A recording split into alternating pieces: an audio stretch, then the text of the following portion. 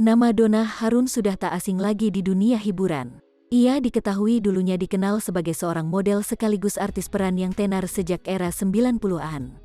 Ibunda aktor Ricky Harun itu pernah membintangi film bertajuk Asmara yang rilis pada tahun 1992. Kiprahnya di industri perfilman juga tergolong banyak. Terdapat sejumlah film layar lebar yang pernah dibintangi olehnya. Di antaranya Ariel dan Raja Langit, 2005, Syahadat Cinta, 2008, Akibat Pergaulan Bebas, 2010, dan masih banyak lagi.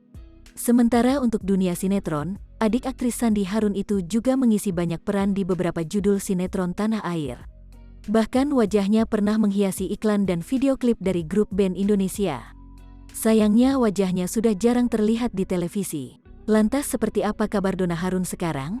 Meski aktingnya tak lagi terlihat di industri hiburan, penampilan Donna Harun masih tetap sama seperti saat dirinya terjun ke dunia perfilman dan tak terlihat menua. Bermodalkan wajah yang masih kencang, tubuh ramping dan rambut indah, penampilannya bak perempuan berusia 20 atau 30 tahunan. Padahal Donna Harun diketahui telah berusia 53 tahun. Ia juga sering tampil modis dengan pakaian-pakaian yang dikenakannya. Seperti penampilannya yang dibagikan Donna Harun di Instagram pribadinya, Rabu, tanggal 22 Desember tahun 2021 lalu. Pemilik nama asli Donna Frederica Rubianti itu tampil dengan blus putih yang dibalut dengan setelan jas berwarna hijau. Sementara itu, sandal berwarna putih menghiasi kakinya. Di bagian caption, ibu dua anak itu menuliskan kalimat berbahasa Inggris yang artinya, "Kamu itu penting.